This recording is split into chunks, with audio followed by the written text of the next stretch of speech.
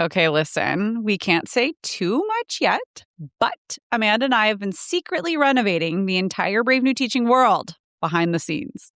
We are taking our entire podcast, our shop, our workshops, combining them into one massive university. It's going to change how you plan your entire year. It really is, but we need help testing the new platform. So if you want a sneak peek and the lowest price that it will ever exist, get on our beta waitlist right now at bravenewteaching.com/waitlist. Seriously, you guys, go now. bravenewteaching.com/waitlist. Let's go. Well, hello and welcome back to Brave New Teaching. Hello, friends. I've missed you so. I hope everyone is doing well. You have a solo episode with me, Marie, this week. We're going to chat about some things. Listen, I've had a lot of feelings, and I'm sure you have as well. So let's talk about them. But I am mere days. It's so close I could taste it to spring break. And our spring break is normally the first full week of April. So it's not anything crazy. It's not particularly late this year, but it feels that way because March, she was unkind in so many ways. I am seeped to my armpits, down in the water of a production that we are putting on. If you're following me along on Instagram, I've been documenting little bits of our production of Guys and Dolls, which we are putting on at my school at the end of April.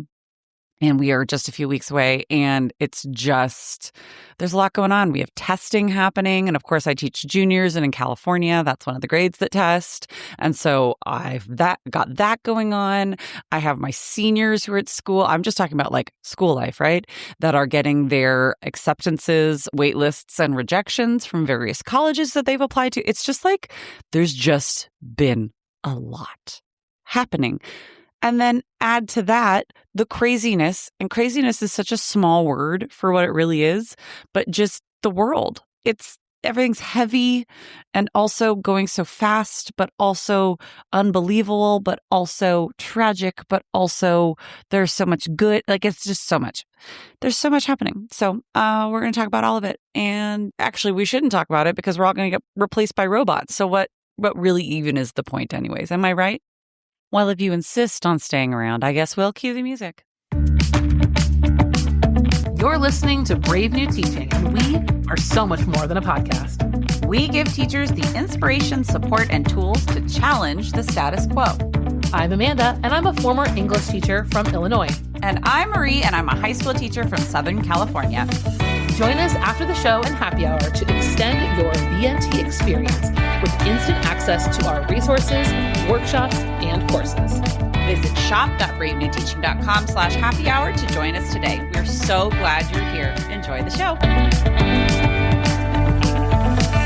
Oh, you're still here. Good. Oh, good. So teaching is going to continue to be a thing and not have all of us replaced by humanoid robots, at least not today. Listen, I saw the Instagram posts. I saw the president's wife walking around with a robot saying that we're going to have robots in schools in the next 4 days or something like that. And I had many of the same reactions all of you had. I actually we're going to talk today about the 7 stages of teacher grief. It's not even really grief. It's just more like the 7 stages of response and reaction to learning that humanoid robots are going to replace us and our livelihood. And learning that from your federal government. It's super cool. So I have 7 stages for us, and I guarantee that you've gone through these. If not in the exact same order as me, you've gone through them or you're going through them now. But first I want to talk about a little bit. I did some research. I was okay, but seriously, stage 1, I was legitimately laughing oh, okay, April Fool's too early. And then I had to do a little bit of reading to go, oh my gosh, no, people are serious. I was reading an article from Time Magazine when Melania Trump walked out on that stage, and they were talking about, I think it was a year ago, some representatives from Time Magazine visited Figure AI, which is a company that is creating some of these most developed these most advanced humanoid robots that are training them to do basic household chores. And basically, I mean, we're all going to turn into the Jetsons is essentially what Figure AI, this company, is going towards. And we're all going to have Rosie from the Jetsons doing our laundry and our like tidying up and that sort of thing. And I'm not going to lie, like as a single mom, this doesn't sound awful. But then when I really think about it, I'm like, oh no, that's actually completely terrifying. And the commentary from, well, they talked to a lot of educators. The commentary, let me see if I can get an actual name on this quote. They spoke to the president of the American Teachers Federation, who had a like very sharp reply and basically was saying about Melania Trump, what she did yesterday was every parent's nightmare. This is exactly what big tech wants to create, a sense of society that is being led by and taught by robots, displacing every bit of all of who we are, starting with education. And I want to make it very clear, I am not taking this lightly. First I was, and that is, again, our first stage of response to robots taking over education is laughing at it because it's effing ridiculous. But it's real. And the article goes on, and a lot of the other things I was talking about are reminding us of the importance, nay, the necessity of human connection. AI is not inherently evil. It was created by humans. It is a tool, and humans need to be in charge of these tools. Yes, the Industrial Revolution started this cascade, this snowball, this avalanche of more automated machines, but it's still at the mercy of humans with oversight, right? So that all just is so imperative. And I know we know this, and I know I'm preaching to the choir right now, but let's just keep that all in mind because, spoiler alert, step 7 of the stages of our response to robots taking over the world is motivation to act, right? And so I have how we're going to take action. But let's get into our 7 stages. We're going to call the 7 stages of grief because I just think that that's funny. Stage 1, as I've already said, is I laughed at it. I was like, this has got to be a joke. Literally, I was like, this has got to be an April Fool's joke. They're just doing it that early because, you know, the enigmas, they are just that organized. And that's just how it's going to be. No, wasn't a joke. When I started to realize, that's when step 2 started to set in. And that was the solemn and jarring realization that this is actually coming out of major news networks. And this is actually our president's wife standing up there with a robot and delivering a message that those are going to be educating our children. And there's 2 parts of me that really this like hit home. Obviously the teacher part, but also the parent part of like, I don't even want my kids watching a YouTube channel I don't know. I especially don't want them interacting with a robot that was coded by somebody else. Like, it's just such an interesting affront to a lot of the screen time backlash that we have been talking about in the parenting and education world as of late, that then this is the announcement. There's a lot. So that brings us into stage 3. Dread and despair. That's the depression spiral stage. This is the what is it even worth stage. This is the why do I even bother? Why am I even grading these essays? Because AI is just writing them. Again, remember, action is our last stage.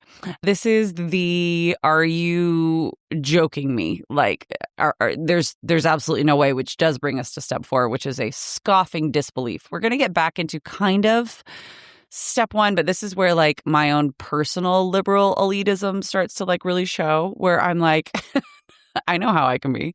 And I'm like, there's no way. Please. Like anything else could do what I can do.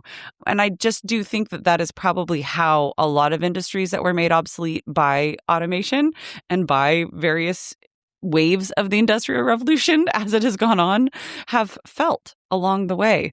There's just, yeah, right, like they could ever do X, Y, and Z. And while I am correct, yesterday alone, I walked into like my little theater office at lunch and I had no fewer than 4 children. Literally, it was like a cartoon standing in front of me, all saying completely different things, at the exact same time.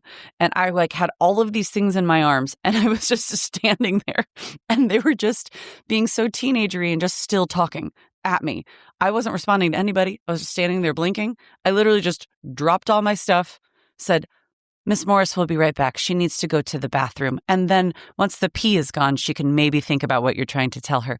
Left, came back, took each kid at a time, dealt with what they need to deal with. It was questions about courses for next year. It was what is my advice? What do I think they should do? It was, Miss Morris, I got waitlisted. I don't really know how to tell my parents. Okay, kiddo, let's sit down and talk about it. It was, I missed X, Y, and Z in AP World, and I don't know what to do. How do I talk to that teacher? And it was, I think the other kid was like trying to tell me a joke. And I was like, oh, sweetie, I never think your jokes are funny, but yes, please tell it. Yeah. Like a humanoid robot can do that. You know, like there's just, that's the scoffing disbelief. And that leads me into our next stage, 5 of 7, which is rage, just rage. And I felt it yesterday. I love these kids so much, even the ones that I don't like very much sometimes in the moment when they're making choices that are less than ideal, or they're, behaving in a way that you're like, I just really wish you wouldn't do that. But I still love them. I love my own children more than I love myself, that life itself. And so just that they, and by default, we educators are a pawn in political games. I mean, constantly. We always are. We always will be. Apparently, that is our world, at least as far as I will exist in it. I don't see a world where education and children and those who are the least able to stand up for themselves are a pawn. They will be. We will be.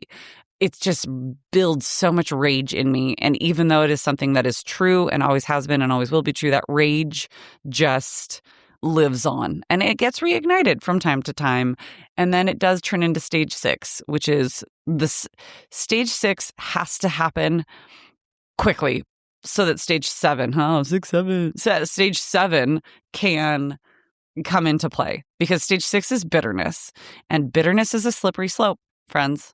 Many of us are there. Bitterness comes from burnout, comes from just when it's too much. Yeah, when you're burnout from working, but when you're burnout emotionally, that one's the one that really is the slipperiest slope, because that kind of bitterness can lead into apathy. And that is not the path that we want to go to. Like the apathy, the staying in education, this is now speaking from an educator's perspective, because it's just the path of least resistance, even though it's not. But the bitterness has taken over, and it's just not a productive pathway for anybody involved. You, the kids, the other educators around us. Bitterness, I've been there. It's hard to claw your way back from, and that's why it has to happen, but it has to happen quickly, because stage 7 is action. It's motivation to act. There is not a whole lot of policy change that we are going to enact at this time, at least not how I see it. I don't see us passing a whole ton of laws, because I do think also us being this pawn in a larger political machine, in a larger messaging machine, it's a tactic in something much bigger. And yet at the same time, we are going to school every day. Kids are coming into our classrooms every day, and we are teaching, and we are interacting, and we are mentoring, and we are therapizing, and we are doing all the things that we've always been doing. So that motivation to act is not necessarily do more. That's not what I'm saying. I'm not saying go and try to change everything, because again, I don't think in this moment that is a worthy use of a day-to-day classroom teacher's time and energy. I think that is a worthy use of those advocating for us, those in other realms of a political sphere. But I think that myself, speaking as a classroom teacher who interacts with a couple hundred kids every day, I think that what I can control is the environment in my classroom as much as I can, as making students feel all the things. I mean, it's all the stuff we've talked about here at Brave New Teaching, right? It's all the things that we are leading you through in our courses in Brave New Teaching University. It's being the teacher that I want to be in a world that I can't control. It's being the person for kids that I know I can be, being trustworthy, being dependable, upholding boundaries and standards, and helping them learn how to be resilient humans. That is what I can do. That is what I can control. I can talk to people like you who are like-minded, and I can work with you, and we can support each other, even when that bitterness and that rage and the scoffing disbelief and the dread and despair and the solemn realization and the laughter, whatever order we feel them in, the action that we can actually take is to continue doing what we do and continue doing what we do well. And that means taking care of ourselves in any way that we can. And that means working together. And that means like using all of the resources at our disposal to work smarter so that we don't completely burn ourselves out. Yes. So it's not easy. Like, I had a really rough day on Monday this week. I just had a hard day. I was dragging ass. I could not get it together. I could not remember and string together two thoughts. Like, it was just, I was staring at the kids like, what do you want from me? And they were like, we don't know. You tried to get our attention. And I was like, oh, crap. I did, didn't I? Oops. What was I going to do? And they're like, we don't know. You didn't say anything. You just stood there meaningfully. And I was like, damn it, I'm the one in charge. Anyways, I digress. So this is all to say, friends, you're in the right place. We're here. We're in this together. And I just think that the action we take doesn't always have to be huge. It can be smaller. It can be tightening up our curriculum. It can be reworking things so that they feel a little truer to the time and being responsive to what not just individual students need, but what like we as professional and experts in this space, professional educators, what we anticipate and see kids needing, and what I anticipate and see kids needing as an expert in this realm is consistency, people they can trust, and modeling of how to deal with crap, because life doesn't get easier as you get older. You just have to learn how to deal with it, or you don't. And we can all see what happens when they don't. So I am going to leave you with that. I hope you have a wonderful week at school. I cannot wait to talk to you again more next week. Wish me break a leg, because on the day that this podcast comes out, I will have already had a full run through of our show, which is it's a big show. If any of you out there are listening and you've ever put on Guys and Dolls, it's a big one. So I think we're in good shape, but time will tell, and I'll keep you updated. All right, friends, have a wonderful week at school, and we'll see you next time. Thanks again for listening to Brave New Teaching. We'd love to keep the conversation going over on Instagram. And while you're there, check out the links in our bio for the most up-to-date events going on in Happy Hour and the Brave New Teaching community. Thanks for being here, and have a great week at school.